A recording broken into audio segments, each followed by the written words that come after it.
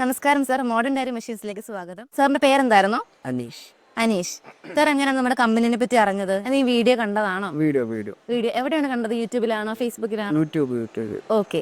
അപ്പൊ സാറിന് ഇതിനും പശുക്കളൊക്കെ ഉണ്ടായിരുന്നു? നേരത്തെ ഉണ്ട് പശു. അല്ല, എത്ര എണ്ണം ഉണ്ടായിരുന്നു? 4 ഉണ്ടായിരുന്നു, ഇപ്പം 2 കുറഞ്ഞു. കുറഞ്ഞു ആണോ? എന്ത് പറ്റിയതാ? എന്തെങ്കിലും അസുഖം വന്നോ? അല്ല, അത് എനിക്കോ?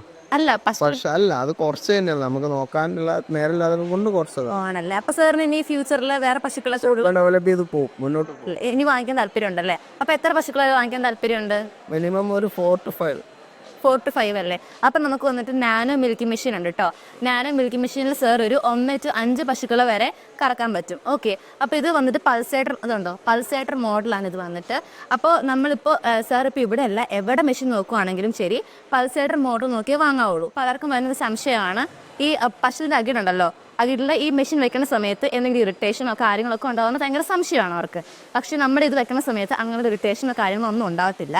ഒരു പശുക്കുട്ടി പാല് കുടിക്കുന്ന ആ ഒരു ഫീഡ് മാത്രമേ നമ്മുടെ പശുവിന് ഉണ്ടാകത്തുള്ളൂ. സർ, ഈ ലൈനർ ക്ലീൻ ചെയ്യുന്നത് നമ്മളൊരു ചെറിയ ബ്രഷും അതുപോലെ ഈ പൈപ്പ് ക്ലീൻ ചെയ്യുന്നത് നമ്മളൊരു വലിയ ബ്രഷും കൊടുക്കും. അപ്പോൾ സാർ എന്ത് ചെയ്യേണ്ടതെന്ന് വെച്ച് കഴിഞ്ഞാൽ ഈ ലൈനർ ഉണ്ടല്ലോ ഒരു ബക്കറ്റിൽ മുക്കി വെക്കുക, അത് കഴിഞ്ഞിട്ട് നമ്മുടെ മെഷീൻ ഓൺ ആക്കുക. അപ്പോൾ അങ്ങനെ ചെയ്യുമ്പോൾ വെള്ളം വന്നിട്ട് അങ്ങനെ അത് ക്ലീൻ ചെയ്തോളൂ. ഓക്കെ. ഒഴിവാക്കേണ്ട ആവശ്യമുണ്ടോ? ഇല്ല സാർ, പൾസായിട്ട് ഒഴിവാക്കേണ്ട ആവശ്യമില്ല സാർ. ആ ക്യാനിലുള്ള പാല് മാത്രം എടുത്ത് മാറ്റി വെച്ചിട്ട് അങ്ങനെ ക്ലീൻ ചെയ്താൽ മതി. അപ്പോൾ സാറിന് വേണമെങ്കിൽ ഫിറ്റിംഗ്സ് ഇങ്ങനെ തന്നെ വെക്കണം.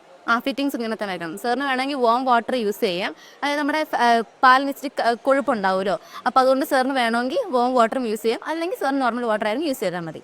ഈ വാം വാട്ടർ നോർമൽ ബോയിലിംഗ് കഴിഞ്ഞിട്ട് കുറഞ്ഞ നമ്മളെ ടെമ്പറേച്ചർ കുറച്ച് ലോ ആവണം. ടെമ്പറേച്ചർ ഇത് ഡാമേജ് ആവുമോ?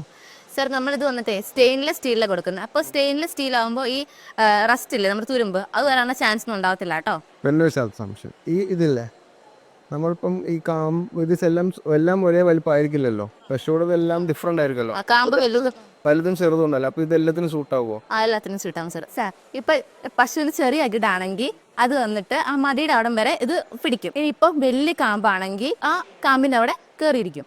ഒരു ക്വസ്റ്റ്യൻ ഉള്ള, നമ്മൾ ഈ കാമ്പിനൊക്കെ ഓയിൽ ഇടുമല്ലോ നമ്മൾ കറക്കുമ്പോൾ, ലൂബ്രിക്കേഷൻ വേണ്ടി നമ്മൾ ഓയിൽ ഇടുമല്ലോ, അങ്ങനെയാണല്ലോ നമ്മൾ കറക്കാറ്.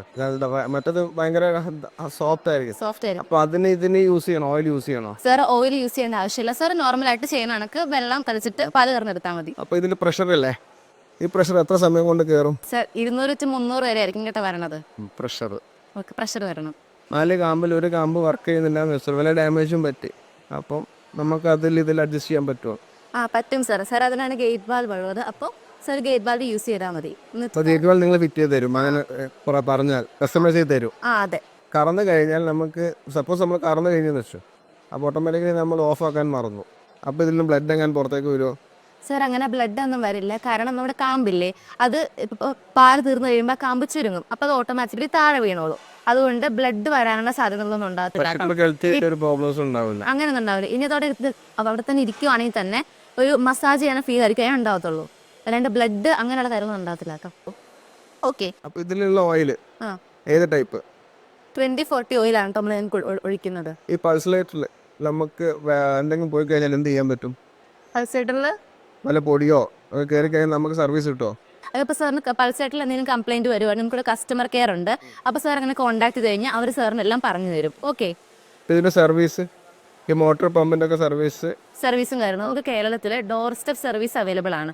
അപ്പോൾ സാറിൻ്റെ ഈ മെഷീൻ എവിടെയാണോ ഇരിക്കുന്നത് അവിടെ വന്നിട്ട് നമ്മുടെ ആൾക്കാർ വന്ന് സർവീസ് ചെയ്ത് തരും. ഓക്കെ. അപ്പോൾ സാർ ഇത് യൂസ് ചെയ്യുന്ന സമയത്ത് ഇതിൻ്റെ മെയിൻ്റനൻസ് എന്ന് പറയുന്നത് ശ്രദ്ധിക്കേണ്ട ഒരേ ഒരു കാര്യം എന്ന് പറയുന്നത് പൾസേറ്ററിൽ വെള്ളം കയറാൻ നോക്കുക. വെള്ളം അല്ലെങ്കിൽ പാല് അങ്ങനെ കയറുന്ന സമയത്ത് ഇപ്പോൾ വെള്ളം കയറുവാണെങ്കിൽ പെട്ടെന്ന് കേടായി പോകാൻ ചാൻസ് ഉണ്ട്. അപ്പോൾ അത് മാത്രം സാറും ശ്രദ്ധിക്കുക. വാറന്റി ഉണ്ടോ? സാർ, മെഷീനിന് മൊത്തം വാറന്റിയാണ് 5 വർഷം എന്ന് പറയുന്നത്. അപ്പോൾ ഈ സ്പെയർ ഒക്കെ നിങ്ങൾ വേറെ തരും? സ്പെയർ ഒക്കെ വേറെ തരും. അപ്പോൾ ഇതെല്ലാം നിങ്ങൾ ഹോം ഡെലിവറി ഹോമിൽ വന്ന് ഇതിന്റെ ബാക്കിയുള്ള കാര്യങ്ങളൊക്കെ പറഞ്ഞു തരും, ഇൻസ്റ്റലേഷൻ പറഞ്ഞു തരും.